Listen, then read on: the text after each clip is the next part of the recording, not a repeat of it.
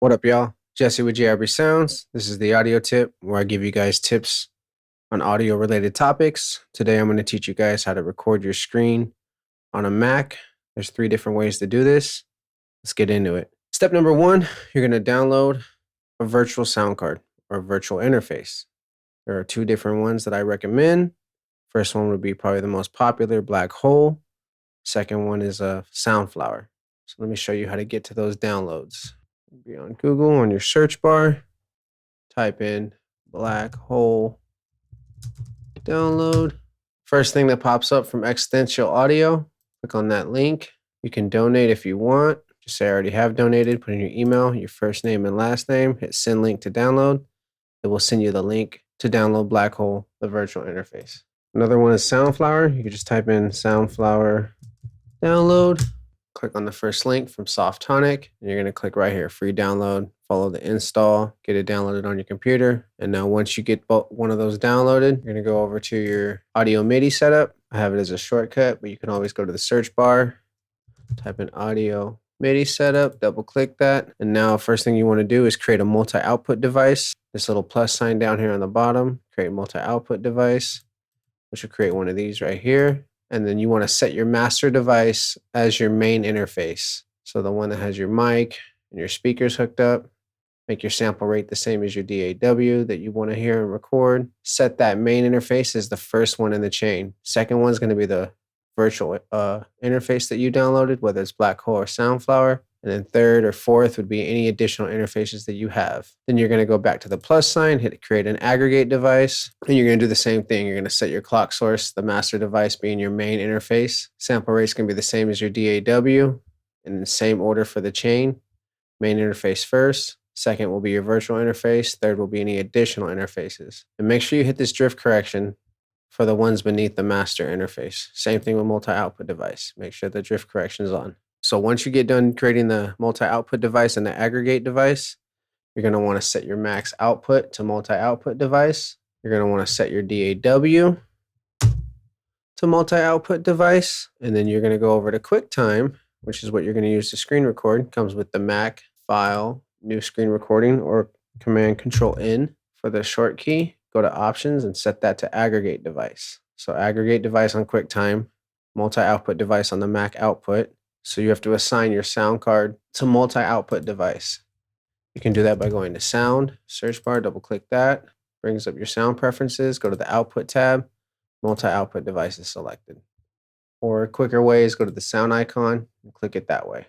So once that's done, go to QuickTime, File, New Screen Record, or the short keys Command Control N, go to Options, set that to aggregate device, and then hit record. And now you'll be recording your DAW, your vocals,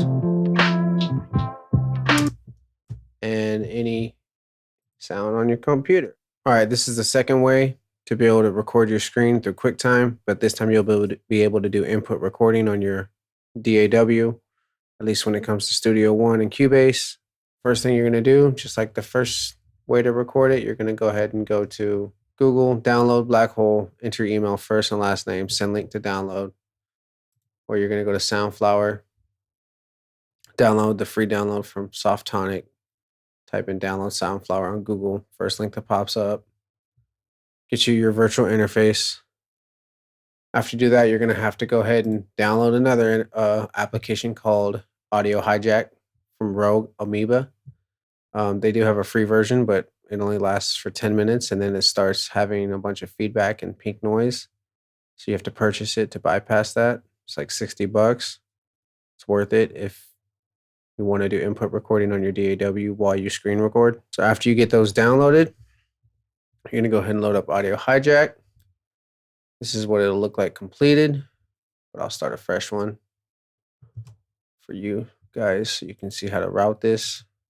New session, blank. Now we're going to create an output device first and then an input device. Let's put these in the right order here. Input device is going to be the Black Hole or the Soundflower, whichever one you decided to go with. Next one's going to be your main interface that has your speakers hooked up. So that's one of them done. Then you're going to do another input device. You don't want it to tag onto that, another output device. This input device is going to be your main interface or interfaces. So mine would be right now iRig Pro Duo. I have actually another one that's recording my mic, which is going to be the iRig keys. And then this is going to be the black hole. We're going to go ahead, let's get this bigger so we have more space. Then we're going to do applications. So now you have your interfaces set up. Now we're going to do applications. So we're going to do 1, 2, 3 applications. And then I want one output device. This one is going to be Safari. This one's going to be My Music. And this one's going to be Studio One. So all 3 of those will be going over to the output device, which will be the black hole. So all these 3 go in a black hole. These 2 interfaces go in a black hole, and then black hole going back into the main interface to hear everything. That's how you route everything to split the audio so you can hear it while you're recording your screen and your input. Next thing you're going to do is hit run. So now it's going to run those. Next thing you're going to do is go over here to your sound preferences. Make sure you select black hole when you're going to do your screen recording. And then you're going to go over here. You're going to go over here to your audio MIDI setup. You're going to go to the plus sign, create an aggregate device, and then you're going to set it up in this order. You're going to have your main master clock source be your main interface, main output with your speakers. Sample rate matches your DAW. And the chain, you're going to want the iRig or the main interface first. Second is going to be the virtual interface. Third will be any additional interfaces.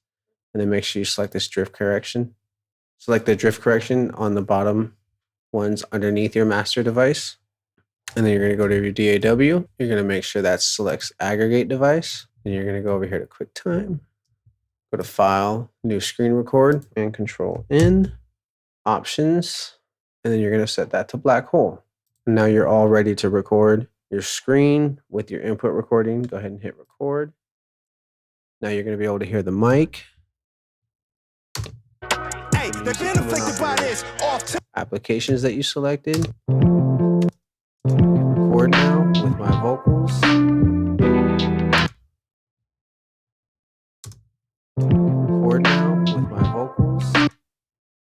And you can play anything on YouTube or your Safari. So that's how you do input recording on your DAW through QuickTime by routing everything through Audio Hijack. Oh yeah, last step. So after you record your screen, you need to switch the output back to your main interface. Yep, and that's how you do it. All right, the third and final way to do it, which is the best way to do it because you could get multi-track audio recording. So you can mix all your audio tracks that you record from your screen and your mic separate. It's all going to be done through OBS. This is a lot more of a in-depth configuration on how to do this, but let's get into it. First thing you're going to do, download a virtual sound card, just like we did on the first 2 ways. Either black hole, email address, first name, last name, send the link to your email, download it, or go to the Soundflower website, download Soundflower from Softonic, hit free download, get that downloaded. The same thing with Audio Hijack. You're going to go to this, download Audio Hijack on Google from Rogue Amoeba. You do a free download, but 10 minutes until it has static and feedback. Purchase it for about $50, $60. You're going to load up Audio Hijack. I already did it, but you're going to set up an input device with black hole, and your output device is going to be your main interface. That's it for Audio Hijack. Then you're going to hit run. Now it's going to run that audio. You're going to go ahead and load up OBS, which I'm doing right now, and I'm recording through. Go ahead, load up OBS, go into settings, audio, and then go into global audio. See where it says global audio devices. So assign desktop audio right here to black hole, assign mic aux to your main interface, and then assign the second one to any additional interfaces that you have or input devices that you like to record. My iRig keys has my mic, the iRig Pro Duo has my MPC 500 hooked up, so I can record all these separate on separate tracks. The black hole separate, which is the computer playback, the iRig keys, which is my mic, iRig Pro Duo, which has my MPC hooked up. Hit OK. Let's actually turn on my MPC. I'm going to load something up real quick. OBS will now show the audio you just routed in global audio devices and the audio mixer widget right here, which are these 3. Displaying desktop audio, mic aux audio, mic aux 2, and the audio mixer. I would suggest renaming these. You just right click it, hit rename. I renamed them to the device that it is because they're going to have this the default name. And in the sources widget right here, you're going to click add a device, select input capture, and add the existing. Add existing, you're going to add the existing. You're not going to create new, you're going to have it attached to the ones that you just created in the settings menu.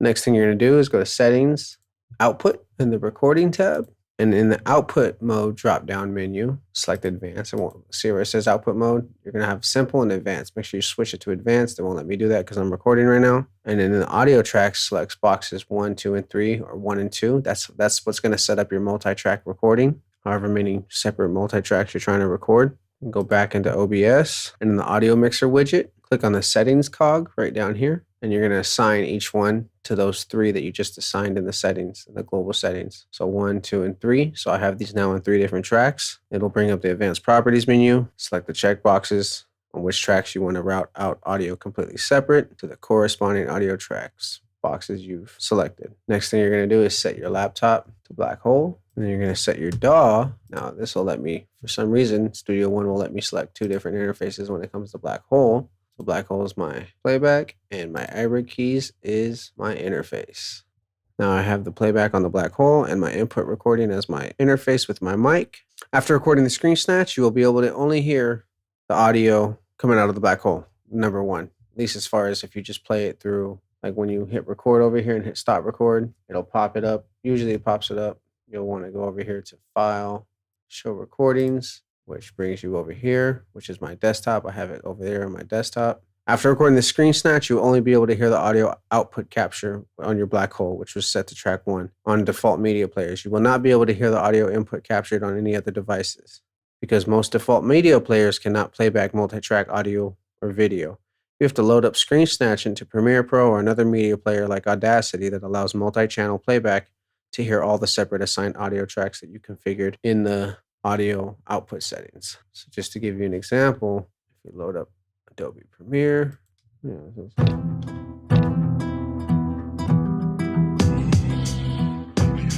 my MPC is being recorded now.